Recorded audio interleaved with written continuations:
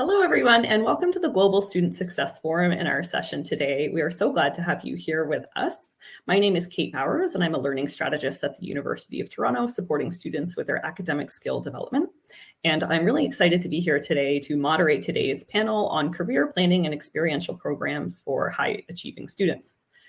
As you know from the panel description, we'll be talking about various opportunities for high school students to explore paths for study and paths for career through experiential programs.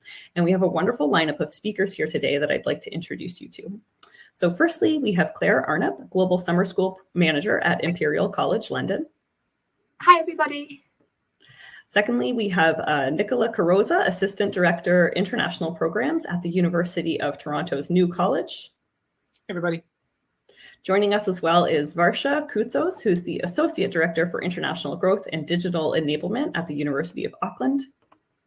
Kia, hello from New Zealand. And then we also have Anitha Weiss, Assistant Director of Pre-College Recruitment at Columbia University. Hi, everyone. Thanks for joining. So let's jump right in. I'm going to direct a specific question to each of our panelists before we open up to some more general questions about experiential programs for all of them to answer. So turning first to Nicola, thank you for being with us here today. And with the academic and college system at the University of Toronto St. George campus, New College has become a bit of a leader and champion of internationalization at the university through their innovative programming. And one of the unique offerings at New College that isn't common in Canadian universities is offering pre-university experiential programs for international high school students aged 15 to 18.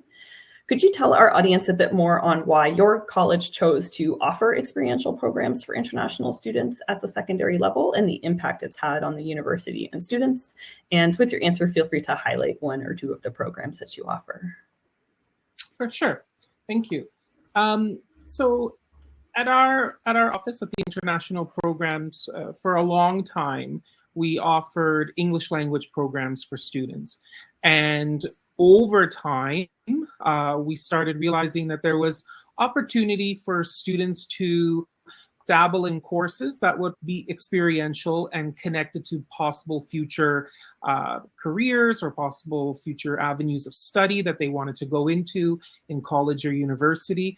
And so we took this opportunity to slowly build a program and courses for students that we thought would be beneficial and helpful for them. And you know, when it came to providing this, we started off with our advanced academic program, and we have our global citizenship program that we also offer.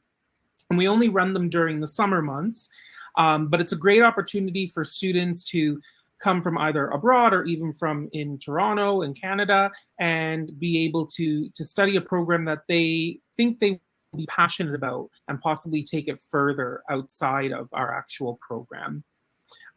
So I can give you an example. With the Global Citizenship Program, that's a 3-week program where students would be looking at mitigating or helping to solve an issue. And the issue is decided upon by the academic team and the administrative team well in advance. We start preparing for the students for that specific course. Specifically, we're looking at sustainable development goals. We're looking at the Universal Declaration of Human Rights, and we're looking at values, ethics, morals, and incorporating critical thinking skills to help students learn how to do research and discuss an idea and how they would actually mitigate the actual problem. In the past, we have had topics on water scarcity, housing insecurity, food insecurity. So it's one topic every summer. So it's kind of like every summer there's a brand new topic that we come out with. And it's great to see the students just coming together and using all their skills that they have to come up with a way to solve a problem. And the way we look at it is you are a global citizen and you are future leaders. And so what can you do to help make even the smallest dent so that we can get things back on track or, make things better in the actual world. And so I think at New College, we've become pretty popular for this program and for some of the work that we do. And I think we take a lot of pride in it. And just seeing some of the students is just, you feel good at the end of the day when you see what they're working on.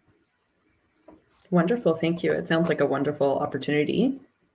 So secondly, we're going to move over to Claire. Welcome to the forum. So as the Global Summer School Manager, you oversee one of the busiest experiential programs in the UK for international high school students. In 2021, due to COVID, the online version of your 2-week residential STEM program welcomed more than 470 students from over 50 nationalities. And I'm wondering if you could tell our audience a little bit more about the STEM program you run each summer and the types or profile of international high school students that typically get accepted to this program. Of course, thanks, Kate. We've just finished our summer programming for 2022, and we were delighted that we actually had over 400 students attend on-campus residential program this summer from over 70 different nationalities, which we thought was amazing. In the light of all of the challenges related to COVID and borders still being shut. So we're delighted that we're able to be back on campus after 2 years of being online. So the Global Summer School here at Imperial College is an intensive 2-week STEM-focused programme. We are a world-leading university and we're really lucky to be based right in the centre of London, so an amazing location for students to come and study abroad with us for the summer. Currently, we have 4 different streams running. We had 4 streams running this summer, and students select one to study for the duration of the programme. So for this summer, we had 2 different engineering streams, a physics stream, and also medicine and life sciences. We will be adding an additional stream for next summer. The topic is still in discussion, so we hope to announce that shortly before applications open. So throughout the programme, students are able to develop their subject knowledge from the chosen stream that they choose. And we also are really pleased that they can add weight to future university applications by utilising the experiences in their personal statements and any interviews that they might need to undertake at undergraduate level. The types of students that we attract to the programme are really high academically achieving students. They do need to meet our very strict entry requirements, which are the same as undergraduate courses here at Imperial. And that's for both academic and also for English language for any students who come from a non-English speaking country. The background and interest in pursuing STEM at university level is kind of one of the crucial entry requirements, and all students do have that interest in STEM. And that's demonstrated by the personal statements that make up part of the application process, as well as the teacher's reference. And also we can see the subjects that students are studying at high school and the grades that they've achieved as well. So that all builds into the application process. Students are already fairly internationally minded, which is great and adds such a great diversity and willingness for the students to talk to each other and to learn from each other. We find that a lot of our students might already be studying at an international school in their home country. They could already be studying abroad because their parents are working or travelling. So it just brings a really nice dynamic. Students are wanting to make the most out of their international experience. And also, a majority of students are interested in studying at Imperial for undergraduate courses or potentially more widely at a UK university in the future. So they do use the Global Summer School as a taster of what life might be at UK university and what the experiences are like. Wonderful. Thank you so much for sharing. Next, we're going to move along to Neetha. It's a pleasure to have you here on the panel. So your office, the School of Professional Studies at Columbia University, has an incredible variety of pre-college programs for high school students with immersion opportunities ranging from summer to a full academic year at Columbia during grade 11 and 12. Could you tell us a little bit about the pre-college programs that are available for international high school student entry and why offering experiential programs is important at Columbia? Thank you. So we actually have 2 different programs. One is Immersion, the other is College Edge.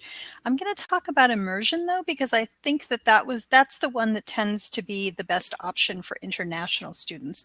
That program is actually for 9th through 12th graders. So we take students of many different age categories. The program runs year-round, so students can take one of our classes in the fall or the spring.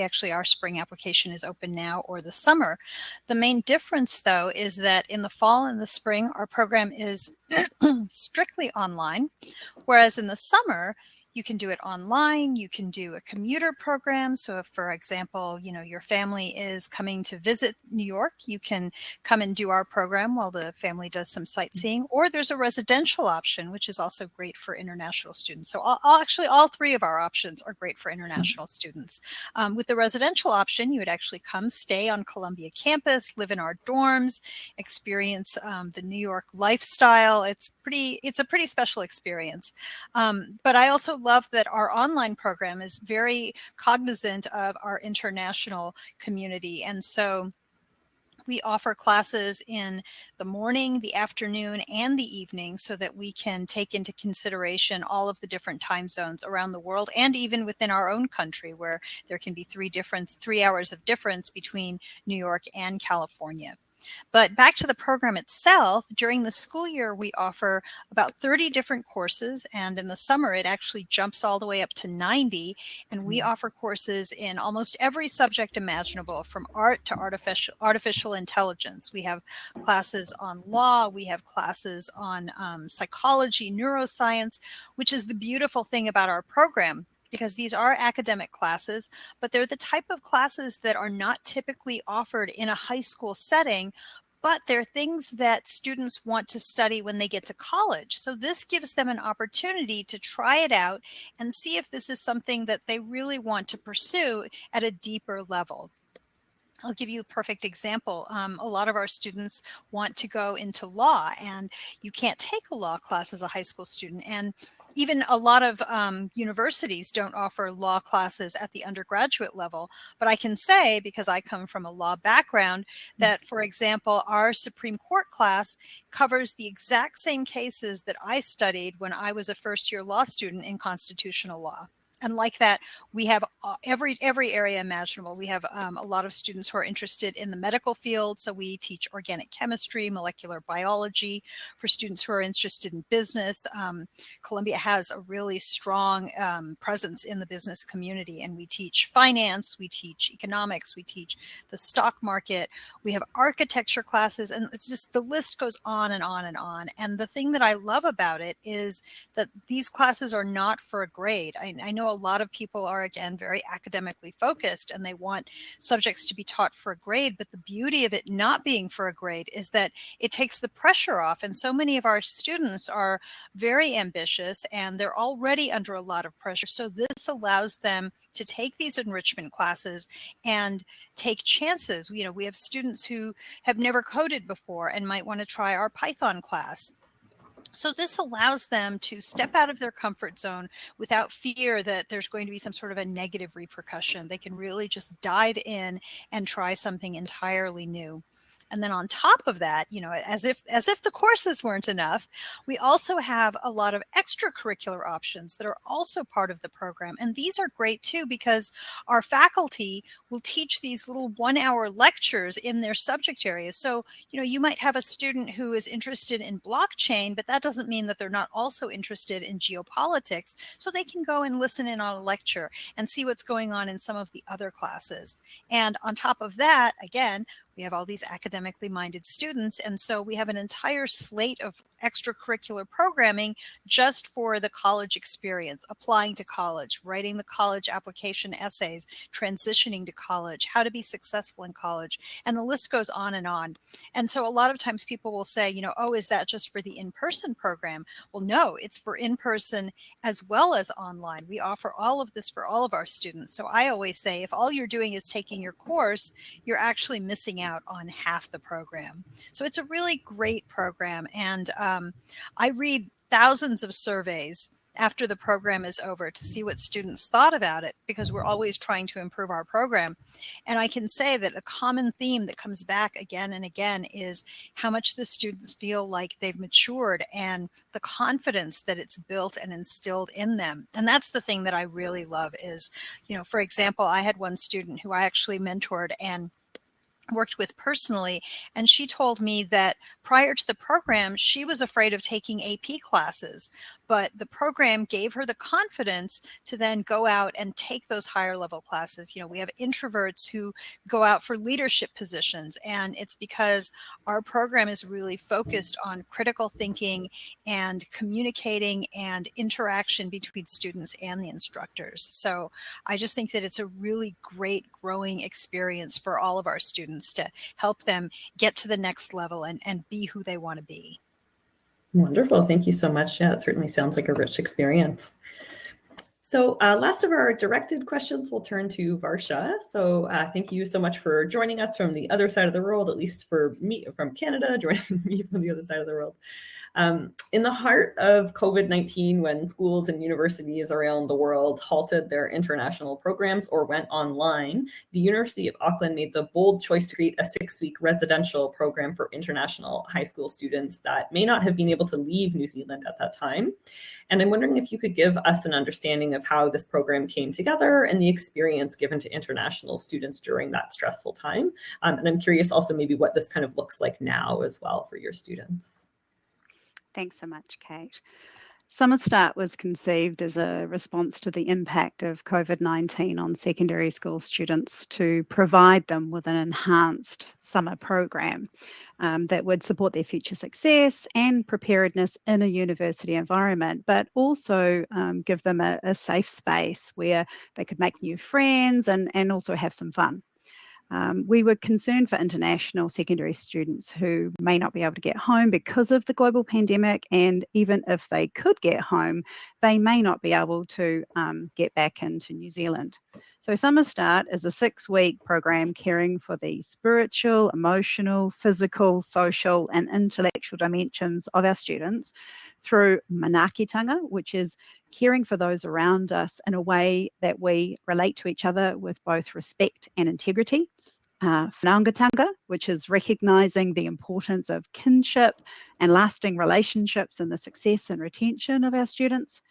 And then ensuring mana enhancing practices, which is recognising individual uniqueness, values and strengths, and how best to tap into this. The Summer Start program is an opportunity for high school leavers to be leaders of their learning. And upon gathering at the University of Auckland, we equip them with confidence and community. The marketing campaign messaging was based around 3 key pillars of the program: help to start university, help building a social network, and getting a head start on your studies. The Summer Start program commenced in December 2020 as a pilot program available both to international and domestic students. The program engages collaborative ways of working with subject matter experts across the university coming together in a really targeted, co-design way, with the student at the centre of our work. So the staff focus on meeting the student with where they are at and adjusting our approaches as necessary. There's built-in guidance throughout the Summer Start student journey, including staff advising on students of whether they should even undertake the program, if it's the right choice for them, and then following them receiving their New Zealand high school results, their NCA results, and providing support, and importantly for learners to engage with our current students as mentors. International students stay in a university accommodation hall or dorm, and they receive a public transport card, and it's their real first taste of independent living. Throughout the 6-week program, there are over 100 events and activities, from exploring Auckland cities, sports, crafts and games, in addition to academic activities like study skills and then teaching.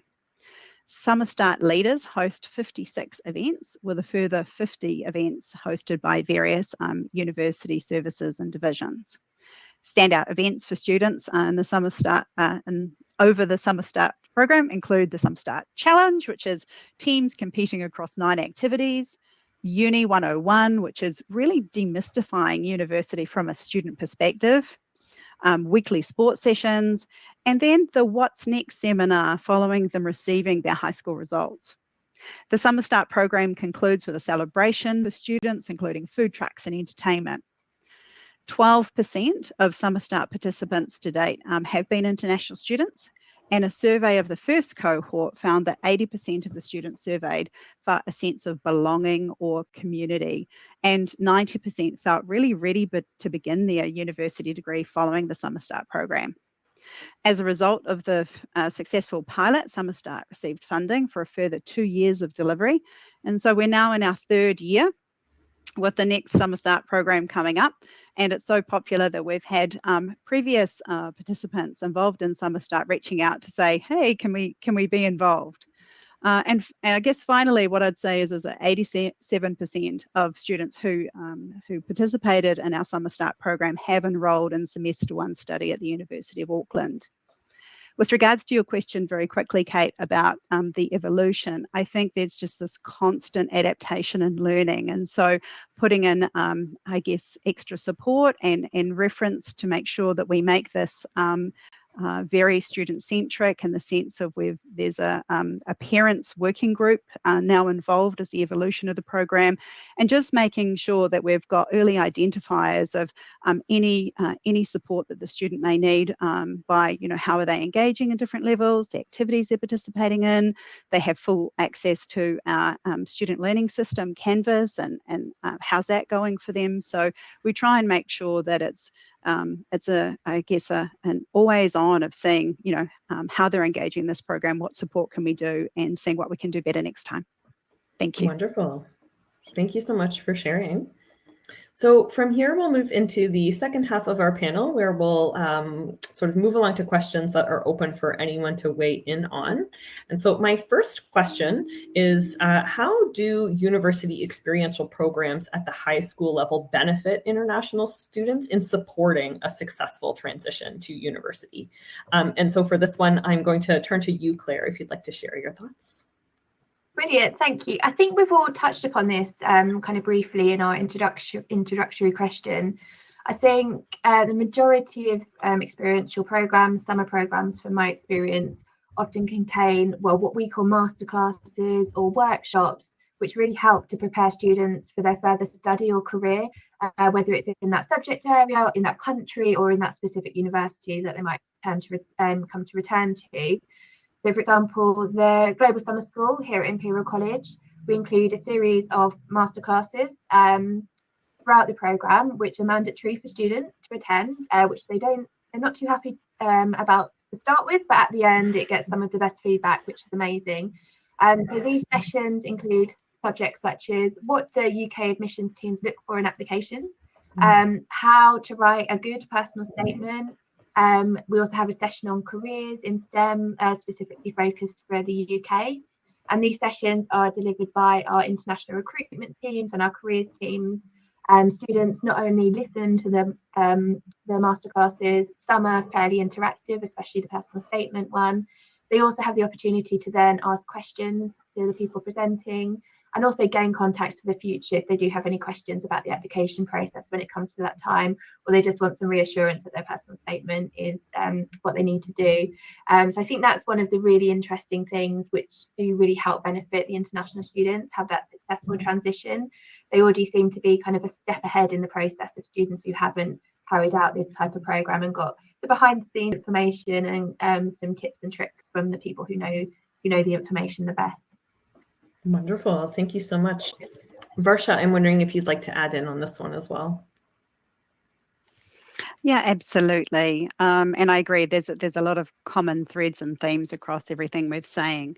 I guess with that successful transition, when I'm thinking about our Summer Start program and those experiential programs generally, it really gives them a sense of place, a grounding. It provides those connections and networks or whanaakotanga that I mentioned in our kinship. And I guess that belonging in place. And so we are New Zealand's largest university, and it can feel really quite overwhelming for new students. So having experiential programs like a smaller Summer Start cohort, and particularly with a student mentor alongside, just makes that feel a little bit more comfortable. And it gives them a taster, really, to try university life on for size and see if it feels right for them. And, above all, they get to meet new people and make new friends. And then, as I mentioned before, we tried to remove some of those everyday stresses for students by, the public transport card and accommodation.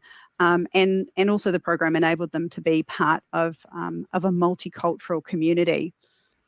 During this program, our Summer Start program, they get their high school NCA results, which can be a really emotional time for them. And so, having that pan-university support is a really key part of the program delivery. And then for our Summer Start program, there's less than 2 weeks between when the Summer Start program finishes and the commencement of our semester 1. So it provides a really easy continuation for those students that choose to progress to university study. Wonderful. Thank you so much for sharing.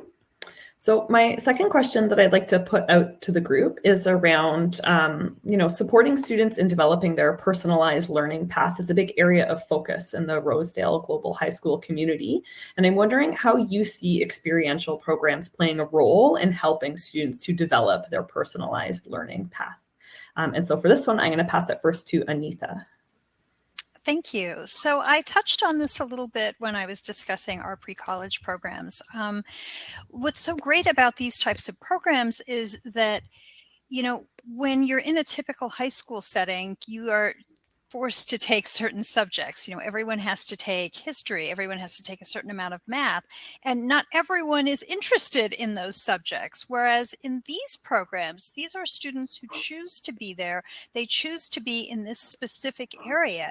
And so you have this immediate cohort of like-minded people who are just as passionate about what you're interested in. And so it allows these classes to dive very deeply, very quickly, because everyone is there for the same reason and everyone is also extremely motivated. Again, I had talked about the opportunity to try out subjects that you would normally be interested in high school in college at a high school level. And I can give a little example of this. I actually had a student who thought she wanted to be an architect and was really excited to take our architecture class. And our architecture class actually has students working with CAD, which is the software that architects use in their professional lives. And through the course of the program, she realized she didn't want to be an architect, which to some people would think, that was a failure. But I actually think that that's a success, because now she knows that she needs to put her energies into other directions. And so that's what I think of the real beauty of these programs are. It really allows them to go to college with confidence. This is exactly what I want to do, and this is where I want to be. And not only that, they walk in with confidence of having already laid that foundation in that area. So they're not going in completely blind, and it gives them a little bit of a leg up, on top of the fact that, they're doing this in a college environment. And so there's a certain level of maturity that is required to be successful. And so the transition to college is so much easier because, as Vasha had mentioned earlier, this is a chance for them to be a little bit more independent. This is a chance for them to take on a little bit more responsibility, because once you get to college, the training wheels are off. You're on yourself. Your professors aren't going to stay on top of you. And so this is a chance for them to really start experiencing that, but they get it in baby steps as opposed to just being thrown into the deep end. Wonderful. Thank you. Nicola, would you like to weigh in on this one? Yeah, I think Anitha really hit the nail on the head there with a lot of her points. And I think to add to it, in my mind, what I see out of this is opportunity for students. This opportunity to actually discover a topic or discover a program. For example, when I was a kid, I never had that opportunity to do something like that. And so to really hit the ground and test things out. And it's okay if you don't like it. There was opportunity. There was, the passion you had within you to actually test it. And the friendships and the bonds that you see students making with similar interests is just, it's heartwarming, because you look at a class and you sit back and sometimes you're just like, I don't know what's going on here. It's the best feeling. And I think the students feel that too. And so, if if there's opportunity for a student to be able to do this for a short term, I think it's an amazing experience for a student to be able to experience. Yeah, wonderful. Thank you. Claire, do you have some thoughts to add? I also echo everything that Nicola and Anita have just mentioned. I think reflection has to be such a big part of experiential learning programs.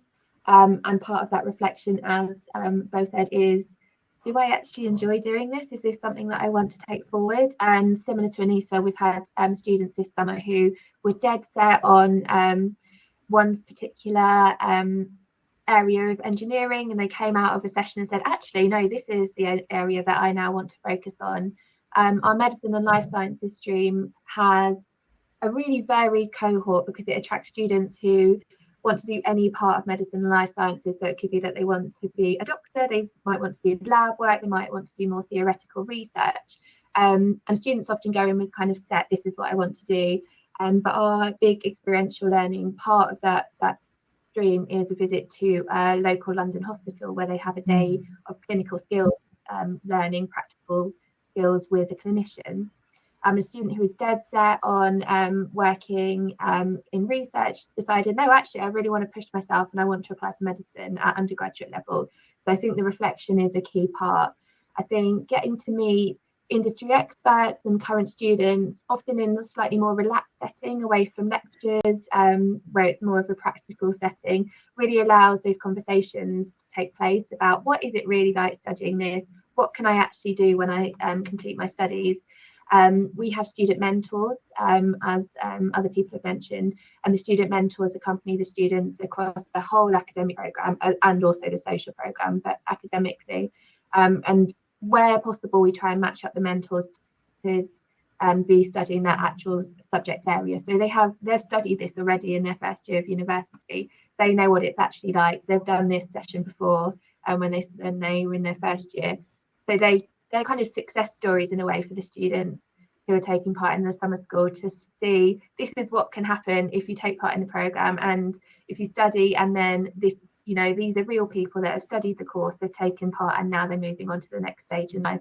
So I think that's a really interesting part of the experiential learning, the sharing, and getting to talk to people that you just wouldn't have the opportunity to if you're at home. People in industry, people who've done it, people who've experienced it in a welcoming and safe environment. There's no silly questions that are asked by students. Yeah, wonderful. Thank you so much. So I'll move on to my next question. So since COVID-19, a number of universities have begun offering online experiential programs with great uptake from international students. And I'll put it to the panel. Do you think these programs will continue to be appealing long-term? And will they be a part of your university's offering for the foreseeable future? So for this one, I'm going to turn to Varsha first. Thanks, Kate. Obviously, we've all seen unprecedented disruptions, and I guess whilst our Summer Start program is not currently offered online, we are trialling one particular teaching component in the upcoming Summer Start as a pilot. To see how that resonates. However, we've got a number of other online experiential programs underway that we've seen huge success from, like our China Learning Centres, for example, where our students in China can go and have an on-campus experience in China whilst they're actually having their teaching and learning all online delivered from Auckland. We've also got virtual micro-internships connecting our international students around the world within having an internship as part of a cohort base with businesses in New Zealand and Auckland. We've got virtual study buddies for international students. So we've got a number of different programs and even different areas and departments across the University of Auckland, like our career development and employability services. They have an online program and coaching called Jobs 101, which is helping students get to know how to find internships, how to look for part-time or full-time work, even how to network. So yeah, we've seen good success so far. The future is likely to be hybrid, but we wouldn't be able to predict the last 2.5 years. So yeah, it'll be an evolution, no doubt. Wonderful. Thank you. Nicola, did you want to add as well? Yeah, so we offer online programs at the international programs, and we offer a condensed version of our global citizenship program, and we offer a perspectives on global health and perspectives on global business.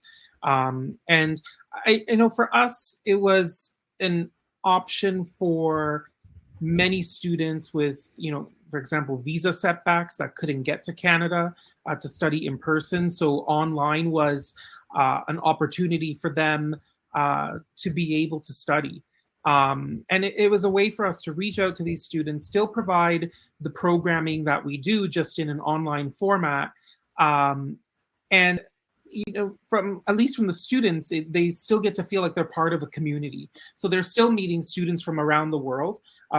And quite frankly, it's also an economical advantage for some students who might want to take advantage of that. And so it's an option for everyone, I think. And our courses have received positive feedback from students, and they feel like they're part of the university, even though they can't be there in person. And I think that's really important to us, that the students get that solid foundation education that they are expecting from the name of the university. As for future, things are always changing, but for now, we still have online courses. Wonderful. Yeah, my experience is that online learning is not likely to go away anytime soon, so it makes sense. I like online learning, so yeah. I will push it to stay. Wonderful. Anita, did you want to add as well? Yeah, just quickly, I just wanted to say that we are definitely going to be keeping the online format because it is just proven to be so beneficial to our different populations. It offers flexibility, not just for kids from different time zones, but also even kids who are here in New York who have really busy schedules. There's no commute time. They can just pop on, do their class, and then go back to the rest of their day. And also, it offers flexibility in terms of cost because our in-person programs are significantly more expensive than our online programs. And so this allows us to be able to make this program accessible to a wider range of students globally. And I would just also say that, even in the most diverse city, kids go to neighborhood schools, so they exist in a very homogeneous space. But because of this online opportunity, they're able to experience students from all sorts of different backgrounds and different life experiences. So yeah, we think it's fantastic. Wonderful. Thank you. So one kind of more question I'll put to the panel before we get to our sort of closing go around. Guidance counselors play a large role in supporting their students in applying to universities and finding programs that meet their needs. And they could potentially play a bigger role in encouraging students to consider an experiential program as well. And so what are some of the things that your university does to outreach to guidance counselors? So I can add to this, and I can talk specifically to my program and my office and what I do and what my recruitment colleagues do. For many of our programs, we are touching base with guidance counselors of the schools that we work with for them to act as a middle person, essentially. Guidance counselor, they are able to provide that guidance and counseling for the students that from the university we're not able to do firsthand all the time. And so, I've worked with guidance counselors from China and in Spain, for example, and it's a great opportunity to build that relationship with the school as well, and build a trusting relationship with what programs we have to offer that can be conveyed to the students. So the guidance counselors play an incredible, crucial part in this as well. Wonderful. Yes, it sounds like there are so many opportunities for students that the opportunity for them to work with a guidance counselor to work through the type of opportunity that might meet their needs would be really important. Wonderful. So I think what we'll do is move to our kind of closing question, and this will be a chance to kind of go around and hear a few thoughts from everybody. So just as we sort of bring this to a close, what are some of the things that students and parents touching in on the guidance counselors types of supports, some things that students and parents should think about when selecting or applying to an experiential program abroad, or what advice might you give to help them navigate those decisions? And so for this one, I'll start with you, Anita. Sure, thank you. So this is probably not the most exciting answer, but I would say cost, because it would be terrible to get excited about a program, apply, get in, and then find out that it's beyond your means. For students who are looking at a residential experience, I would also say safety. Again, not an exciting answer, but crucial. I know that's something that we are very, very cognizant of, and is top priority for us here at Columbia. Another thing to think about is whether or not a program is synchronous or asynchronous. So our programs are all synchronous, which means all students have to be at their computers live at the time of the program. Because if it's asynchronous, then it's like watching a YouTube video, and you can't have collaboration and you can't have those connections that we think are so crucial for that critical learning experience. The other thing I would think about is the caliber of the instructors, but also the caliber of the students, because your peers are going to also set the pace for the class. Definitely the course offerings. Also look at how many hours of instructions. A lot of times people just look at the weeks, but they don't look at how many hours they actually spend in the class time. And finally, I would also say those extracurricular options, because like I said, if you're only doing your course at our program, then you're actually missing out on half the program. Wonderful. Thank you. We'll pass it over to Varsha. I completely agree with you, Anita. There's some, I guess, some hygiene considerations, and one of them, you've touched on, which is very much around pastoral care. What type of supervision and accommodation, and parents, want to know that their child will be safe, as you've touched on. I think another thing to consider is around the social engagement is really important. What does that look like for students? And we've touched on across the panel today that, students are very diverse, and some are very outgoing and others are not. So is there variety in that engagement that's provided? I think having student mentors or leaders, that's sort of more approachable peer as part of the experiential program, I think is really important to feel more comfortable. And then I guess, is there, depending on the program, is there academic advisors around this to provide that support for those that are thinking and wanting to unpack what their degree might look and feel like, and whether they can earn credits towards that. But I'm not going to keep going. I could, but I appreciate that Nicola and Claire will have more to add to this, so I'll leave it there. I can add a few things here. So location, I think location is important. You're going to be living there for a couple of weeks, maybe a month or so. So I think you should look into if you'll enjoy being there, the temperature, the climate, everything. I think reputation is important in the sense of you don't have to go to the very best school, but you should make sure that you like the feedback from what other students are saying about the programs, or get a sense of how well the program runs.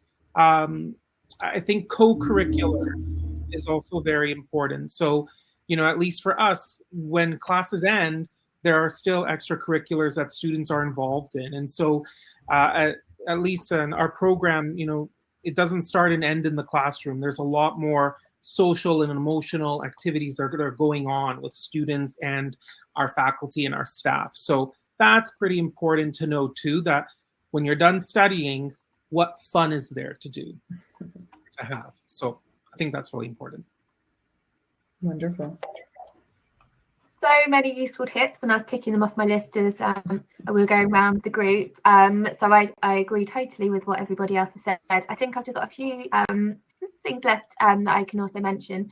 So I think what has really come out of the feedback from our summer programme is the fact that students are taught by current academics at the university, and they're having the proper academic university experience. We don't buy in lecturers for the summer.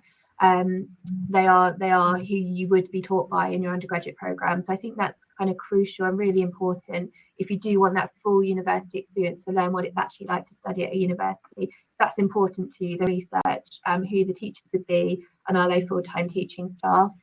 Also based on feedback is what our students find really one of the most important things is the diversity of students. and that students do come from all around the world, from many different nationalities and backgrounds, all with the same core interest in the subject area, of course.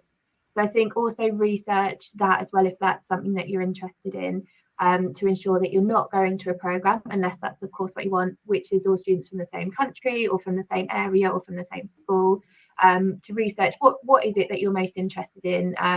Go outside your comfort zone if possible, and make the most of your time at your experience, your course. And one final thing, which is maybe not the most exciting thing to end on, but to avoid disappointment, are the courses that you're interested in, do they offer places on a first come first served basis, or is there kind of a rolling admissions period for the programme?